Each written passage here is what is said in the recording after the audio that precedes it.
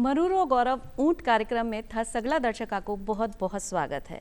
आ एक खासी प्रस्तुति है राष्ट्रीय ऊंट अनुसंधान केंद्र बीकानेर से, जी में आपा ऊंटा का बारा में चर्चा कर रहे हैं, क्योंकि आपा ने सबने पता है कि ऊंट रेगिस्तान को जहाज कियो जावे है और ऊंट रेगिस्तान का रीढ़ की हड्डी भी कियो जावे है, क्योंकि हर चीज़ में ऊंट को उपयोग है। अभी आपा पहले परिवहन में उपयोग करता है, फिर भी का दूध का बेचान में आ गया, और अब आपा चाहवा कि जो पशुपालक भाई बहन है वो ऊंटा को उपयोग ज़्यादा से ज़्यादा करें, सिर्फ दूध विक्रेता में ही नहीं बल्कि दूध का जो वैल्यू एडेड प्रोडक्ट्स हैं वो भी बनाए जाएं। और यही विषय पर आज आपा ने चर्चा करवा के लिए आमंत्रित किया है डॉक्टर सागर अशोक खुलापे जी ने, जो कि वैज्ञानिक है NRCC बीकानेर से। सागर जी, आपको बहुत बहुत स्वागत है। नमस्कार सभी। और आज का कार्यक्रम को विषय आपा राख्यो है कि ऊंट में प्रतिरक्षा प्रणाली को आपा परिचय लेवांगा और भी को उपयोग और स्वास्थ्य सुरक्षा में किया वो योगदान करे है। तो सागर जी, सबसे पहलो सवाल आ मन में आवे है कि भाई प्रतिरक्षा प्रणाली तो हर जानवर में होवे है, तो प्रतिरक्षा प्रणाली ने आपा किया समझ सका? जैसे कि हम सब जानते हैं, हर प्रतिरक्षा प्रणाली जो है एक प्राकृतिक सुरक्षा प्रणाली है जो हर पशु को किसी भी संक्रमण रोग से बचाव करती है, और साथ ही जब तक आपका पशु स्वस्थ है तब तक उसका उत्पादन या उसकी कार्यक्षमता अधिक से अधिक हम उससे ले सकते हैं। तो एक तरीके से अगर हम देखें तो प्रतिरक्षा पशु स्वास्थ्य और उत्पादन के लिए महत्वपूर्ण काम करती है। अब आपा चला हाँ ऊंट पर, तो ऊंट की जो प्रतिरक्षा प्रणाली है वो क्या एक अनोखी और एक विशेषता रखे है, क्योंकि बहुत कठोर परिस्थिति में भी ऊंट जीवित रह सके है, कम पानी में विचरण कर सके है, तो क्या जीवित रहबा के लिए अयोग्य बनावे है? जैसे कि हम सब जानते हैं कि ऊंट एक शुष्क वातावरण में रहने वाला प्राणी है। खास करके उसने ऐसे अनुकूलन अपने फिजियोलॉजी में किए हैं कि जो उसको हमें ज़्यादा से ज़्यादा उस वातावरण में रहने के लिए योग्य बनाते हैं। हम जानते हैं कि ऊंट और अन्य जो जुगाली करने वाले जानवर हैं उनमें एक फिजियोलॉजिकल डिफरेंसेस है, जिसके कारण ऊंट जो है वो शुष्क वातावरण में रहने के लिए अनुकूल बना है। उसमें पहला कारण है कि उसके जो न्यूट्रोफिल और लिम्फोसाइट है, जो वाइट ब्लड सेल्स हम बोलते हैं, श्वेत रक्त कणिका, उसमें जो न्यूट्रोफिल का कंटेंट रहता है वो ज़्यादा रहता है ऊंट में मुकाबले जो जुगाली करने वाले जानवर है। साथ ही साथ जो लिम्फोसाइट्स है वो भी सही मात्रा में रहते हैं, लेकिन अगर हम बाकी जुगाली करने वाले जानवर जैसे गाय भैंस देखें तो उसमें लिम्फोसाइट का प्रमाण ज़्यादा रहता है। इसके अलावा ऊंट जो है, जो साधारण एंटीबॉडी जो मनुष्य और अन्य जानवरों में पाई जाती है वो तो बनाता ही है, लेकिन साथ ही साथ वो हेवी चेन ओनली एंटीबॉडी भी बनाता है जो एकदम कारगर रहती है रोग की पहचान के लिए और साथ ही साथ रोकथाम के लिए भी। इसके अलावा जो फिजियोलॉजिकल अनुकूलन ऊंट ने किया है कि जैसे हम देखते हैं कि वो पानी ज़्यादा से ज़्यादा कंजर्व कर सकता है, उसकी जो RBCs है वो पानी को ज़्यादा से ज़्यादा पकड़ के रख सकती है, जिससे ऑस्मोटिक शॉक उसको कम लग सकता है। ये सब एडेप्टेशन खास करके जो शुष्क वातावरण है जहाँ पे पानी की उपलब्धता कम है वहाँ परिचल में लाने के लिए ज़्यादा से ज़्यादा उपयोग में आ सकती है। तो अब ऊंट में जो प्रतिरक्षा प्रणाली है वो विकसित किया हुआ है, क्योंकि वो तो बहुत लाभकारी है।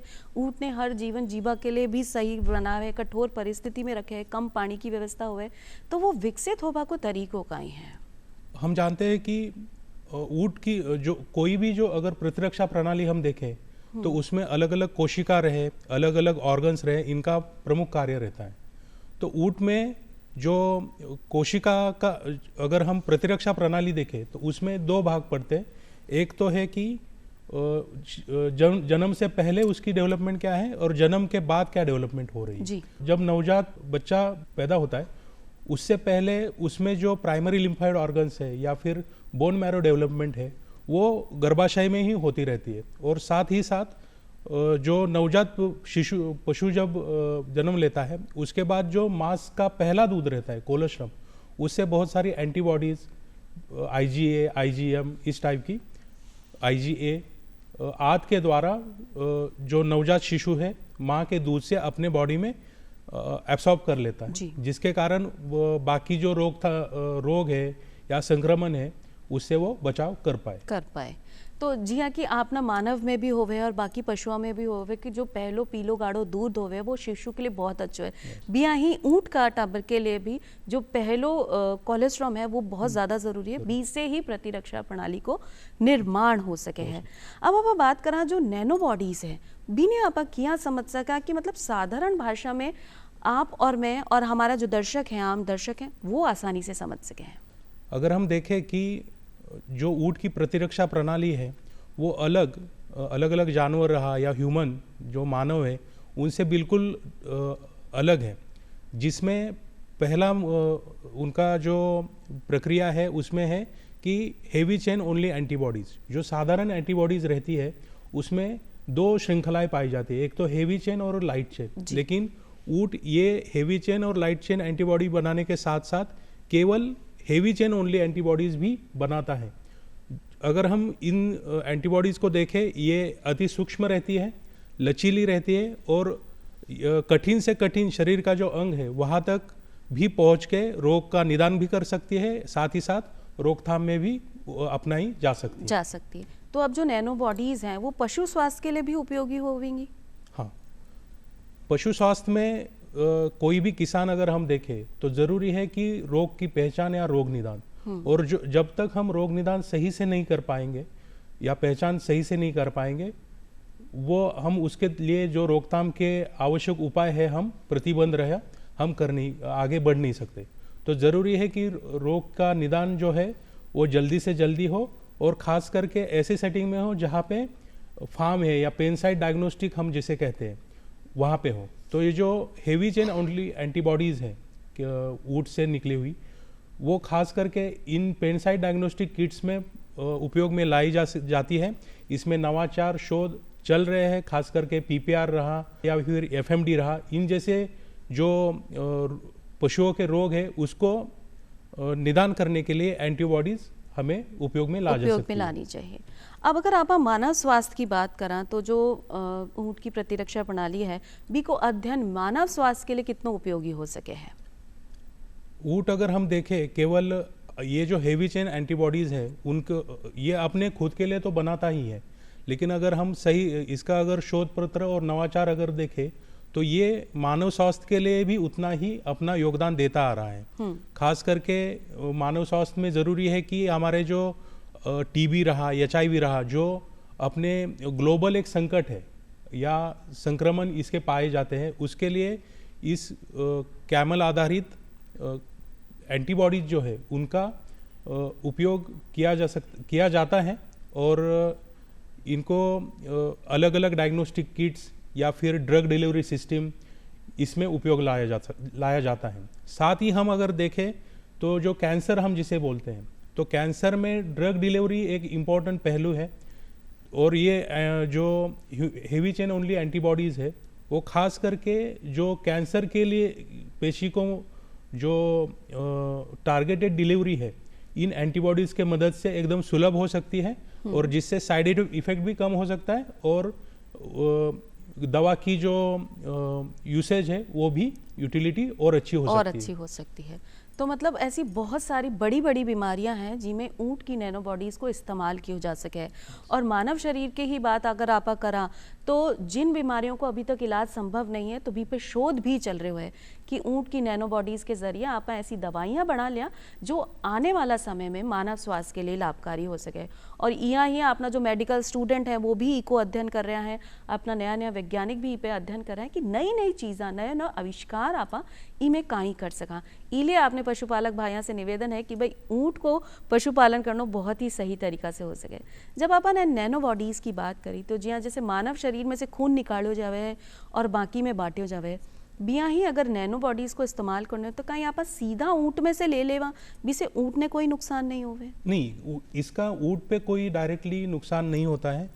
इसमें रक्त का एक नमूना हम ऊँट से ले लेते हैं, उसके बाद का जो पूरा प्रोसीजर है नैनो बॉडीज़ बनाने का वो पूरा और पूरा लेबोरेटरी में होता है। रिकॉम्बिनेंट डीएनए टेक्नोलॉजी के साथ इसको आगे बढ़ाया जाता है, जिसमें जो नैनो बॉडीज़ के जो जीन्स है वो एम्पलीफाई किए जाते हैं और रिकॉम्बिनेंट डीएनए वेक्टर में डाल के नैनो बॉडी को हम बैक्टीरिया रहे, ईस्ट रहे, इसमें आसानी से ग्रो कर सकते हैं। जी, और जो एनआरसीसी है अपना बी ने नैनो बॉडीज़ के लिए जो संशोधन और नवाचार किया है वो भी अपना दर्शकों ने पता होना चाहिए, जिससे लोगों में बी के प्रति उत्साह भी बढ़े और आपनो काम करवा के लिए जागरूकता भी आवे। एनआरसीसी लगभग पिछले 15 साल से नैनो बॉडीज के क्षेत्र में अपना योगदान देता आ रहा है, अग्रगणी भूमिका उन्होंने अदा की है। बिल्कुल। इसमें अगर हम देखें कि पहले तो जो नैनो बॉडीज है, कुछ जो टॉक्सिन्स है, जो स्नेक वेनम है, उनके लिए भी हमारे संस्थान में नवाचार किया है इस क्षेत्र में। साथ ही साथ जो अलग अलग बीमारियां हैं उसके लिए भी इस नैनो बॉडीज़ का उपयोग हमारे संस्थान ने योगदान किया है। और अगर आप भविष्य की बात करें तो भविष्य में जो बायोटेक्नोलॉजी अपनी आएगी भी में ऊँट आपने लिए कितना महत्वपूर्ण हो सके हैं?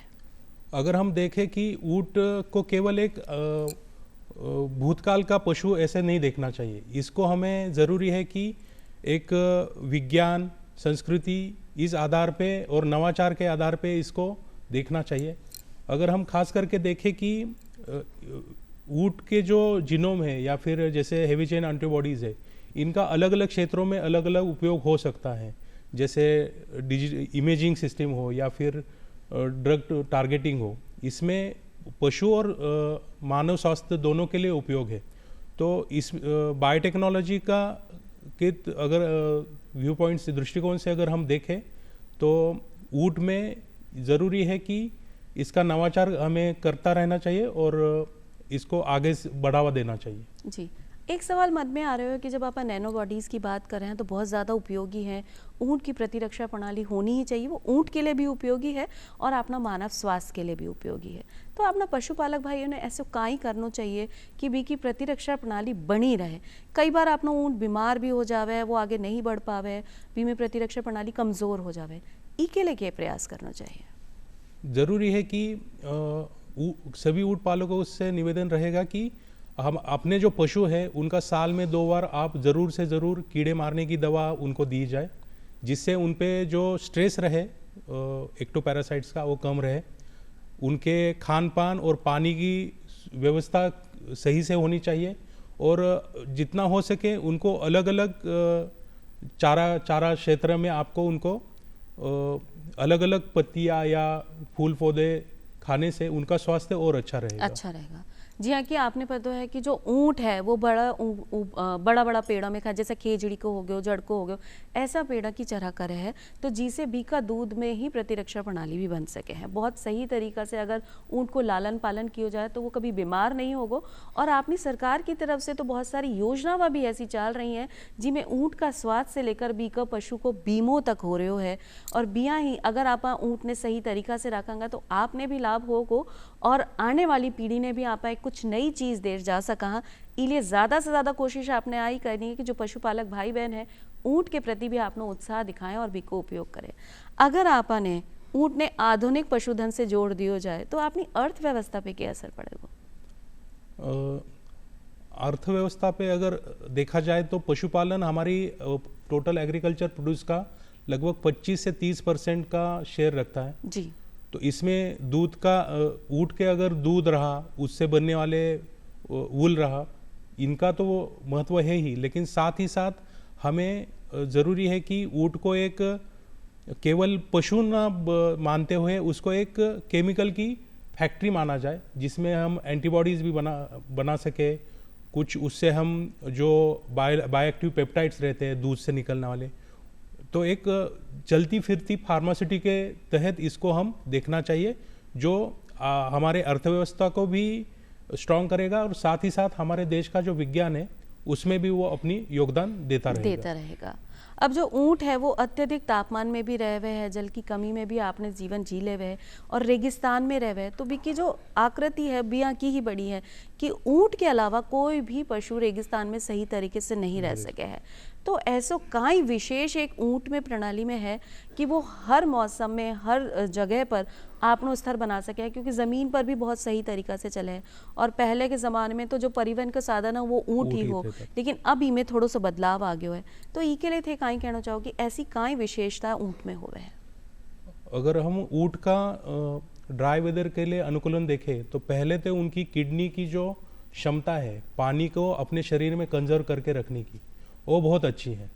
वो जैसे कि रेगिस्तान में पानी की कमी पाई जाती है, तो कम पानी वाली जगह पे भी ऊँट अच्छे से अपना गुजारा कर सकते हैं। साथ ही साथ इनकी जो आरबीसीज जो है रक्त पेशी, तो ये लगभग 240% अपने में पानी इकट्ठा कर सकती है, जिसके कारण उसको कोई भी ऑस्मेटिक शॉक या अगर पानी की कमतरता कभी भी उनको नहीं मिल सकती, पर्याप्त पानी उनको अवेलेबल रहता है हमेशा। ये दो चीजें हैं। वैसी स्थिति में आ जावे है कि आपनो जीवन वो सरल तरीका से जी ले है, जो प्रतिरक्षा प्रणाली जी आपने अभी बताया कि बहुत कम पानी में वो आपनो जीवन चला सके है। ऐसे बोले जावे कि एक हफ्ता में एक बार अगर ऊँट पानी पी ले तो वो भी इकट्ठो करके रख सके और फिर आसानी से पूरा सप्ताह निकाल सके है। हाँ मैम, लगभग 10 दिन तक ऊँट बिना पानी के भी रह सकता है, और लगभग अगर उसकी हम दिनचर्या भी देखें कि वो अगर चराई क्षेत्र में है तो लगभग एक दिन में 10 से 15 किलोमीटर अपनी चराई के लिए वो चल सकता है। मतलब चरबा के लिए भी बीने जो परिश्रम करना पड़ा है, बी में भी कोई कसर नहीं है, आपनो ऊँट आसानी से कर सके। अगर आप दूध की बात करा, दूध में एंटीबॉडीज और माइक्रोबेथल्स जो हुए हैं, बी में प्रोटीन स्वास्थ्य में सुरक्षा ने किया बढ़ा सके हैं। अगर मानव शरीर की बात की जाए, मानव के शरीर की अगर हम बात करें तो ऊँटनी का दूध एक प्रीमियम प्रोडक्ट बन चुका है, जिसमें लैक्टोफेरिन्स है, कुछ विटामिन सी है अत्यधिक मात्रा में। साथ ही साथ इसमें अलग अलग विटामिन के साथ बायोएक्टिव पेप्टाइड्स भी है, जो अलग अलग डिसीज जैसे डायबिटीज़ रहा, ऑटिज्म रहा, इसके लिए कारगर साबित होते हैं, और जिसका लंबे समय तक अगर सेवन किया जाए तो दूध एक एडजंक्ट थेरेपी के रूप में उभर सकता है। अच्छा, अब आप बात करा, क्योंकि एक खासी प्रस्तुति है अपना राष्ट्रीय ऊँट अनुसंधान केंद्र की, तो अनुसंधान ई में काई कर रहे हो, जैसे नैनो बॉडीज को जो उपयोग आप अलग अलग दवाइयाँ में अलग अलग बीमारियाँ के लिए उपयोग में ले रहा है, तो अनुसंधान केंद्र को कयो नयो काई सोच है, नवाचार के कर रहे हो है? फिलहाल हमारे संस्थान में ऊँट की एंटीबॉडीज़ के लिए हम अलग अलग जो डिसीजेस है, पीपीआर रहा, कोविड रहा, कोरोना वायरस रहा, इनके लिए हम संशोधन कर रहे हैं।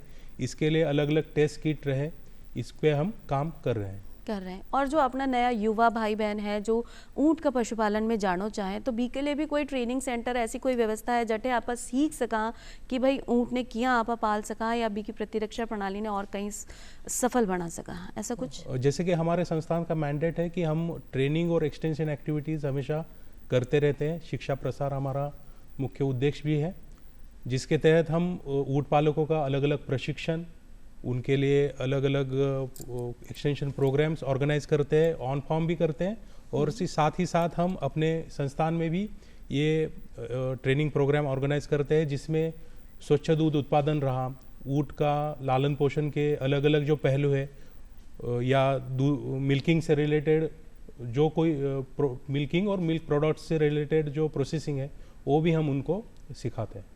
एक चीज़ और मन में आवे है कि जी हाँ थे बताया कि ऊँट में जो नैनो बॉडीज़ हैं वो अलग अलग बीमारी का उपचार में उपयोग हो रही है, मेडिसिन फैक्ट है। भी ही जो ऊँट को दूध है, भी में भी बहुत सारी चीज़ें ऐसी मिले हैं जिसे आपने बहुत बड़ी बड़ी बीमारियों में भी इलाज को हो सके है, और लोग कम इस्तेमाल कर रहे हैं, गाय भैंस के दूध की तरफ ज़्यादा जाएं। तो थे ये बात के लिए काई कहना चाहो कि जो ऊँट को दूध को उपयोग अगर आप करा तो अपना शरीर में भी रोग प्रतिरोधक क्षमता बनी रह सके है।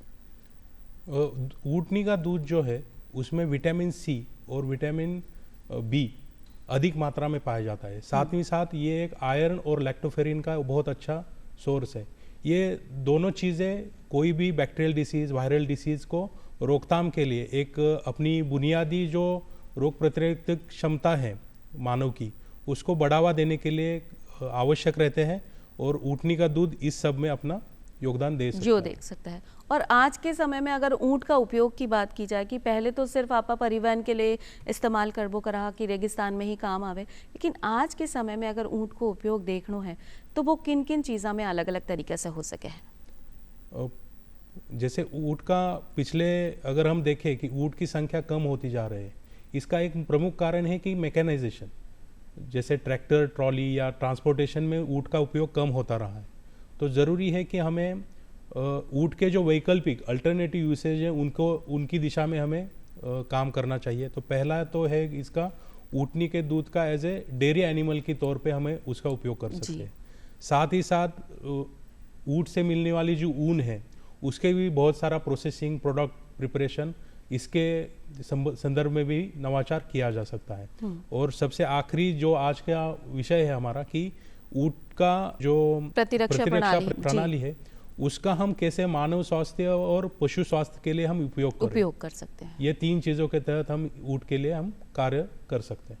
जैसा कि आपने बताया कि जो ऊँट की प्रतिरक्षा प्रणाली है, बी में जो नैनो बॉडीज़ बन रही है वो अपना मानव स्वास्थ्य के लिए भी लाभकारी है।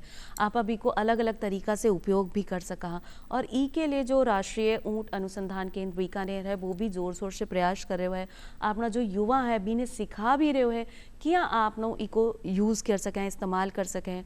जो अपना ऊँट है सिर्फ परिवहन से ही नहीं लेकर भी को दूध को भी इस्तेमाल किया जा सके और दूध के ज़रिए मानव शरीर में भी प्रतिरोधक क्षमता ने बढ़ाया जा सके और ऐसी बहुत सारी बीमारियां हैं जिनको इलाज आप ई के जरिए कर सका।